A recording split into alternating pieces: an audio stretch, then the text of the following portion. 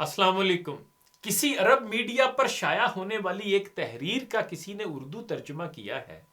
لکھاری کے مطابق برطانیہ، چین اور ملائیشیا کے مشہور سپر سٹورز میں کام کرنے والے ایک لائق فائق مینیجر کو بن داؤد سپر سٹور مکہ میں کام کرنے کا اتفاق ہوا۔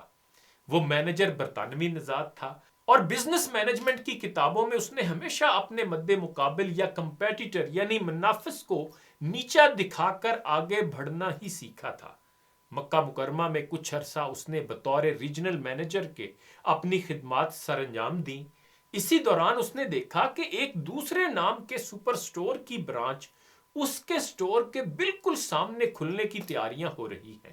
اس نے سوچا کہ یہ لوگ ادھر آ کر اس کی سیلز پر اثر انداز ہوں گے، لہذا اس نے فوراً بن داؤد سپر سٹور کے مالکان کو ایک رپورٹ پیش کی جس میں اس نئے سپر سٹور کے متعلق کچھ معلومات، مشورے اور آئندہ کا لائحہ عمل اختیار کرنے کی تجاویز دیں۔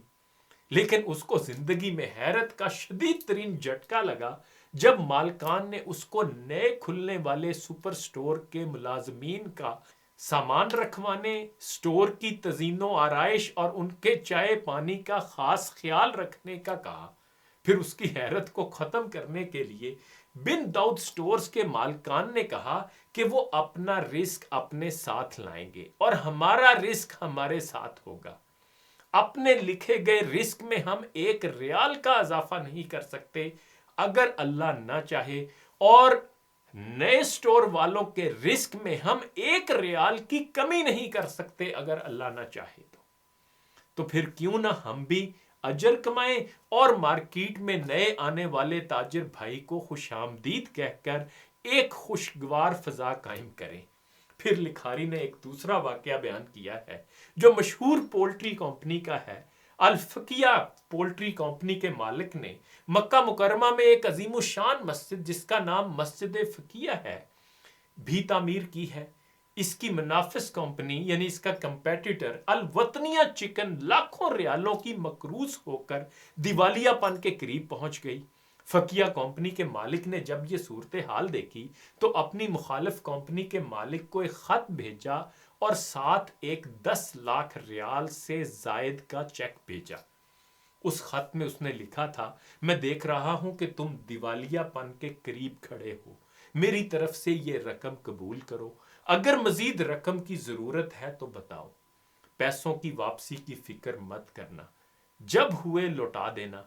اب دیکھیے کہ ارب پتی شیخ الفقیہ کے پاس الوطنیہ کمپنی خریدنے کا ایک نادر موقع تھا، لیکن اس نے اپنے سب سے بڑے کمپیٹیٹر یا مد مقابل کی مالی مدد کرنے کو ترجیح دی۔ آپ غور کریں کہ اسلامی تاریخ کو دیکھیں تو یہ دونوں سچے واقعات ہمیں اسلامی تجارت کے اصولوں سے متعارف کراتے ہیں، اور ہمارے لیے اس میں سبق یہ ہے کہ کسی مخالف کمپنی سے پریشان نہ ہوں۔